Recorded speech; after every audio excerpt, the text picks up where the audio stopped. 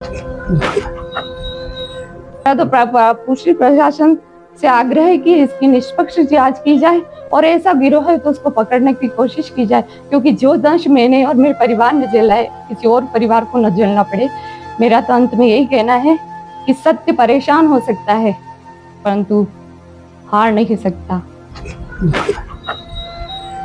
मेरे पति निर्दोष हैं और मुझे राजस्थान पुलिस पर पूरा विश्वास है कि वो निष्पक्ष जांच करेगी और मेरे पति को न्याय मिलेगा। मेरे पति निर्दोष है। उन पे जो आरोप लगाया गया वो पूरा झूठा है और उन्हें गलत मुकदमे में फंसाया गया है।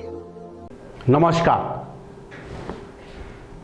उदयपुर शहर में इन दिनों एक मामला चर्चा का विषय, बड़ा विषय बना हुआ है। मामला है हिरणमंगरी थाने में दर्ज एक एफआईआर का, जिसमें भाजपा के पूर्व पार्षद राकेश पोरवाल पर एक महिला ने दुष्कर्म का आरोप लगाया है। महिला का कहना है कि नौकरी दिलाने के बहाने उसके साथ गलत काम किया गया। पुलिस इस पूरे मामले की जांच में जुटी है और कानूनी प्रक्रिया जारी है। लेकिन जब टी न्यूज की टीम ने इस पूरे प्रकरण की तह तक जाकर पड़ताल शुरू की तो कहानी के ऐसे पहलू सामने आए जो इस मामले को एक अलग दिशा में ले जाते दिखाई दे रहे हैं। हमारी जांच में सामने आया कि यह कोई पहला मौका नहीं है जब किसी महिला ने किसी व्यक्ति के खिलाफ दुष्कर्म या छेड़छाड़ जैसे गंभीर आरोप लगाए हों। पिछले कुछ वर्षों में अलग अलग थानों में दर्ज मामलों का रिकॉर्ड देखने पर कई समानताएं नजर आई। सबसे पहले चलते हैं साल 2021 में। प्रतापनगर थाने में इस महिला ने एक अज्ञात कार चालक के खिलाफ छेड़छाड़ का मामला दर्ज कराया था। एफआईआर में आरोप था कि उसे कार में बिठाकर गलत हरकत की गई और विरोध करने पर आरोपी उसे अंबेरी पुलिया के पास छोड़कर फरार हो गया। पुलिस ने जांच की, मामला न्यायालय तक पहुंचा, लेकिन बाद में दोनों पक्षों के बीच राजीनामा हो गया। गवाह पक्ष द्रोही घोषित हुए और घटना की पुष्टि नहीं हो पाई। इसके बाद साल 2022 में राजसमंद जिले के देवगढ़ थाने में इसी महिला ने एक सरकारी अध्यापक पर दुष्कर्म की कोशिश का आरोप लगाया। आरोप था कि मां से मिलने गांव जाने के दौरान चाबी लेने के बहाने कमरे में बुलाकर जबरदस्ती करने की कोशिश की गई। इस मामले की भी पुलिस ने जांच की, लेकिन आरोप सिद्ध नहीं हो पाए और आरोपी को राहत मिली। फिर साल 2024 में सुखेर थाने में एक और मामला दर्ज हुआ।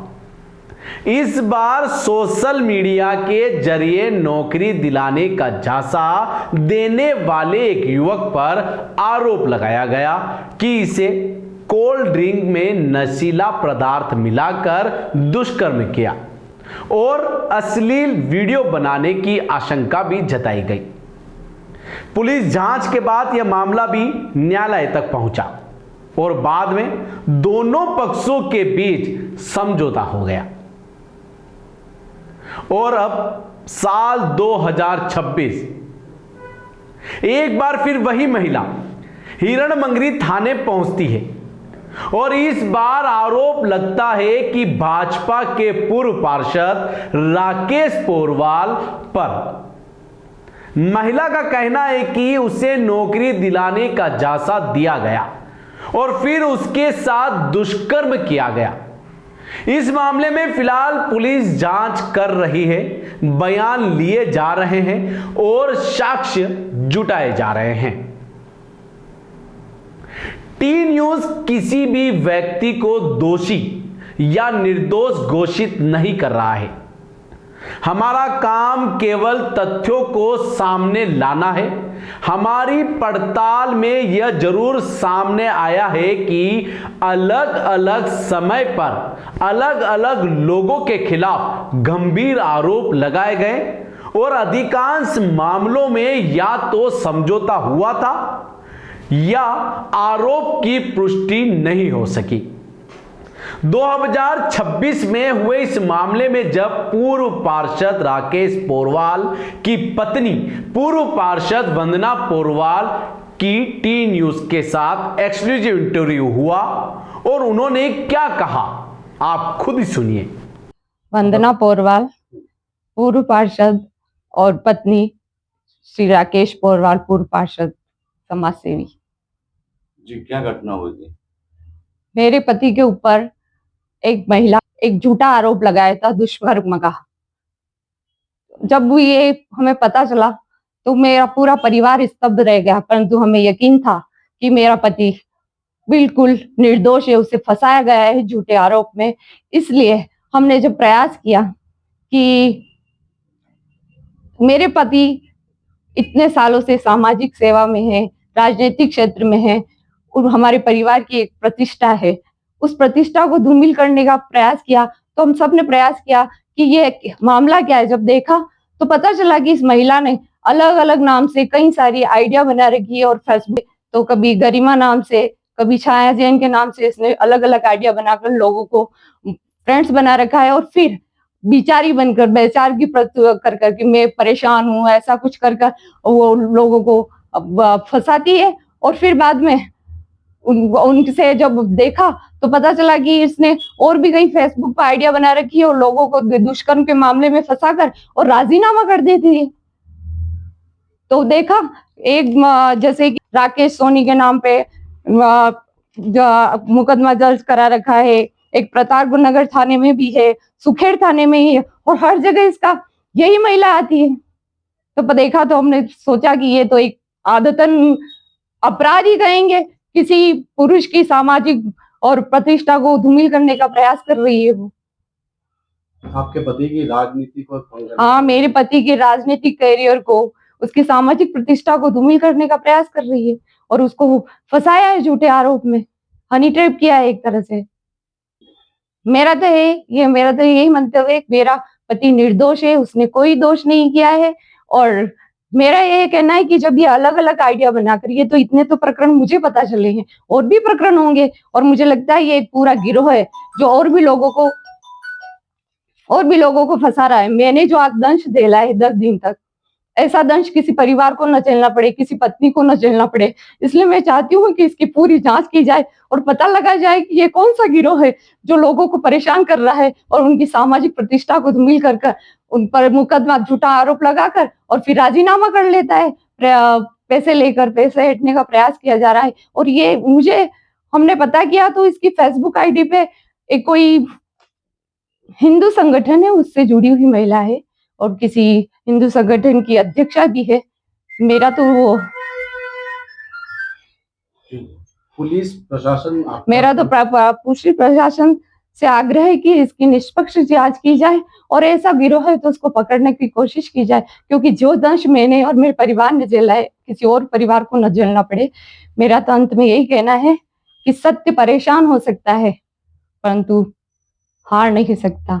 मेरे पति निर्दोष हैं और मुझे राजस्थान पुलिस पर पूरा विश्वास है कि वो निष्पक्ष जांच करेगी और मेरे पति को न्याय मिलेगा। मेरे पति निर्दोष है। उन पे जो आरोप लगाया गया वो पूरा झूठा है और उन्हें गलत मुकदमे में फंसाया गया है और एक तरह से उनकी सामाजिक प्रतिष्ठा, राजनीतिक प्रतिष्ठा, उनके पूरे करियर को बर्बाद करने और उसका लाज कर पैसा हटने की कोशिश की गई है। एक तरह से गिरोह है जो ऐसे कार्य कर रहा है, तो इसकी पूरी जांच होनी चाहिए और गिरोह को पकड़ा जाना चाहिए। ये पूरा जो मामला आपके इस पे परिवार पर क्या बीती? वो परिवार पे बीती वो मेरे शब्दों में बयान नहीं कर सकती। मेरा परिवार पूरा स्तब्ध रह गया। मेरा एक परिवार, अच्छे घर से हैं हम लोग, हमारी एक सामाजिक प्रतिष्ठा है। जब किसी परिवार के सदस्य पर ऐसा आरोप लगता है तो थोड़ा आहत तो होते, परंतु हमें यकीन था कि मेरा पति बिल्कुल निर्दोष है, उसे फंसाया गया है, इसलिए मेरे परिवार का एक एक सदस्य और सब आती है, परंतु इसने तो महिला कानून का दुरुपयोग किया और किसी की परिवार की प्रतिष्ठा को बर्बाद करने का प्रयास किया है। मेरा आग्रह है ऐसी महिलाओं को और ऐसे गिरोह को जरूर पकड़ाना रहना चाहिए ताकि किसी और परिवार को ये दंश न झेलना पड़े। यह मामला कई सवाल खड़े करता है। क्या हर बार आरोप सही थे और सबूत नहीं मिल पाए, या फिर बार बार एक जैसे आरोप दर्ज होने के पीछे कोई और वजह है? क्या इस बार जांच में कुछ नया सामने आएगा?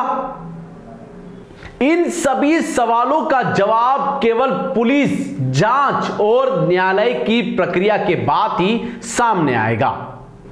टी न्यूज अपने दर्शकों से अपील करता है कि किसी भी मामले में जल्दबाजी में निष्कर्ष पर न पहुंचे, कानून को अपना काम करने दे। हम इस पूरे मामले की हर अपडेट, हर तथ्य और हर कानून पहलू के साथ आपको लगातार अपडेट करते रहेंगे। नमस्कार।